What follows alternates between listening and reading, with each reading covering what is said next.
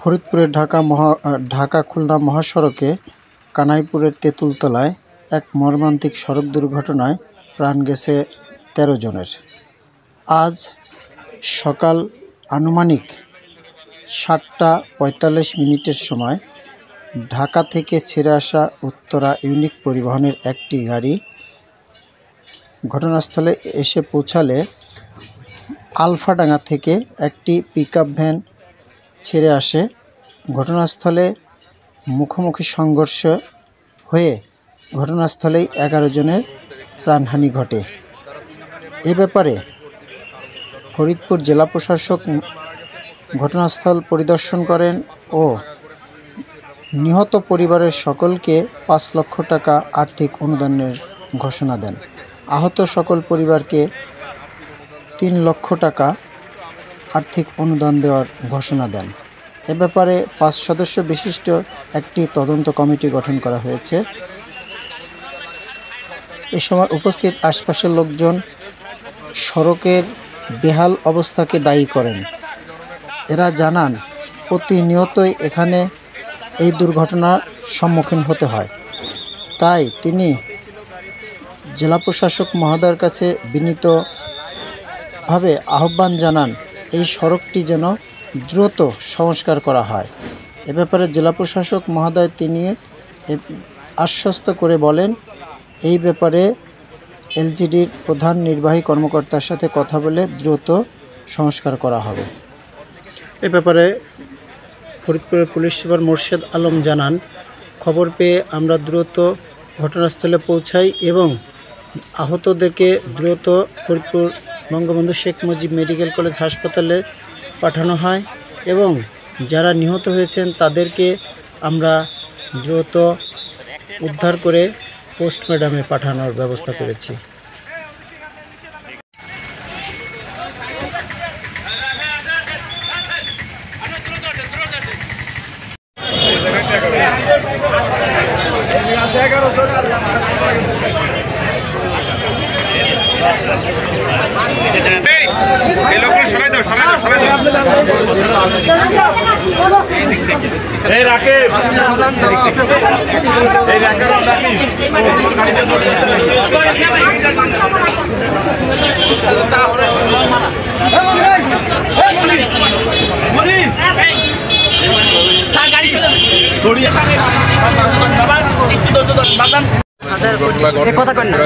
ঘটনাটি আমাদের পুলিশ এবং জেলা পুলিশের কর্মতৎপরতার কারণে এই দুর্ঘটনা অনেক দিন যাবত আমরা প্রতিরোধ করতে আমাদের ধারণা বা প্রাথমিকভাবে মনে হয়েছে যে ড্রাইভাররা হয়তো ঘুমন্ত অবস্থায় ছিল অথবা অচেতন অবস্থায় থাকার কারণে দুর্ঘটনা ঘটছে। তদন্ত না করে এটা এই মুহূর্তে আমরা কথা বলবো ফরিদপুরের পুলিশ সুপারের সাথে, তিনি রয়েছেন এখানে। আমরা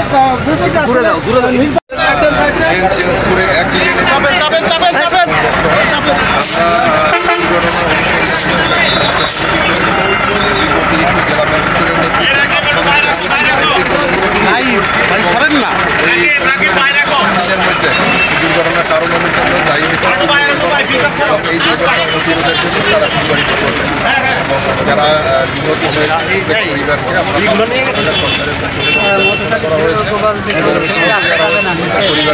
লক্ষ টাকা।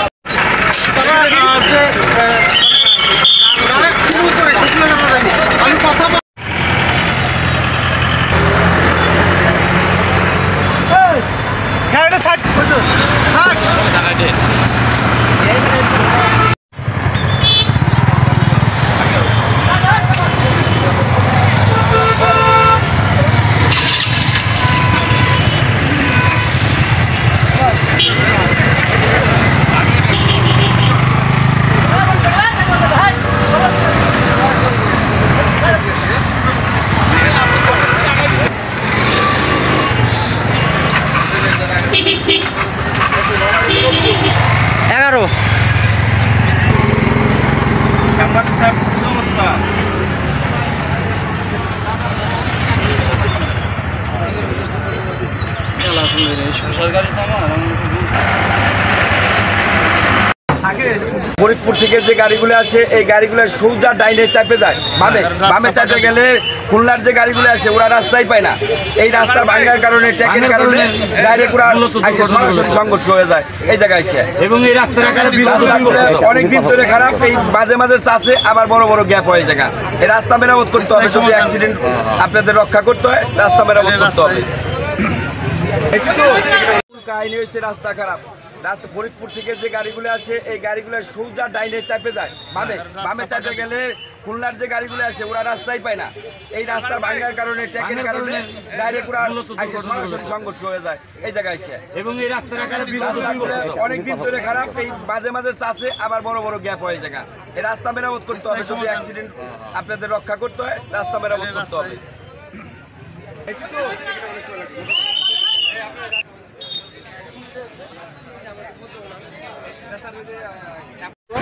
আটটার দিকে অ্যাক্সিডেন্টটা হচ্ছে। কানাইপুর থেকে যাইতেছিল ট্রাক আর ফরিদপুর থেকে আসতেছিল খালি বাস। তাই ওই উদ্দেশ্যে প্রায়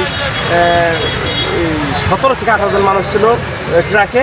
ওই অবস্থায় ওই চলতি অবস্থায় এখানে আবার একটু ভিটা ছিল, ওই কারণে আর কি সমস্যাটা করছে।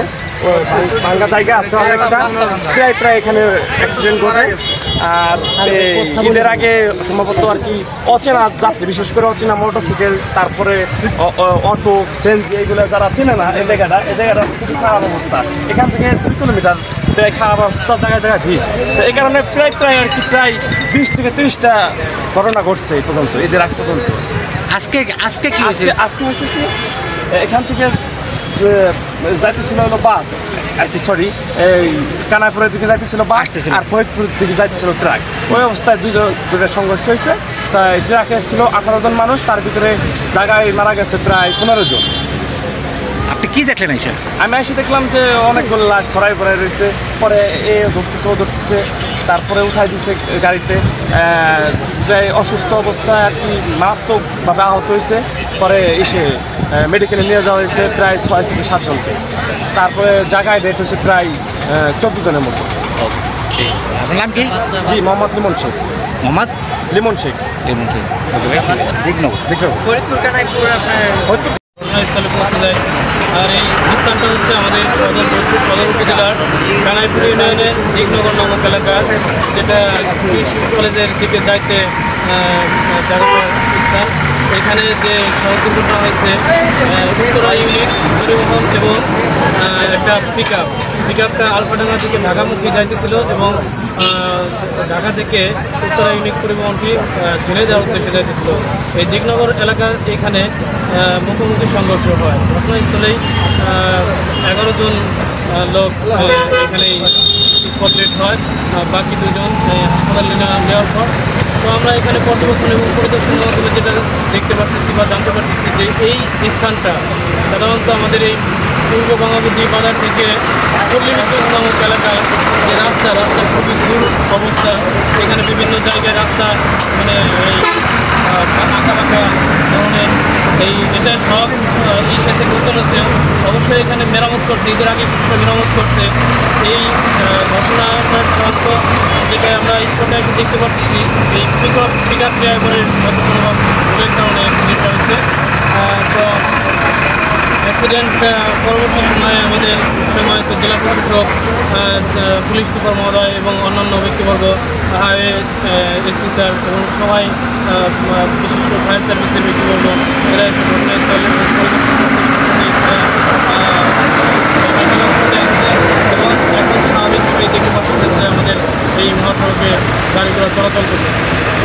পরে অগত কোন পর্যন্ত 15-20 এই রাস্তা এতই সারুক রাস্তা উঠে নিচ্ছে, রাস্তা সাইডেই রাখতে হবে, বিশেষ করে মানে মাছ হয় ছোটোখাটো বড় এই জায়গা টাকাই মনে হয় সম্ভবত খুবই শান্ত।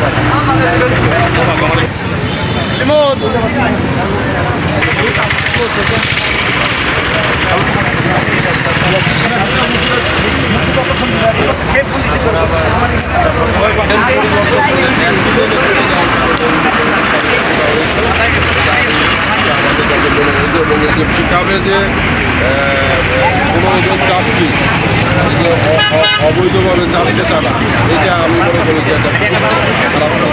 ঠিক আছে, শুধু যাচ্ছে টানার জন্য না, সেখানে দেখা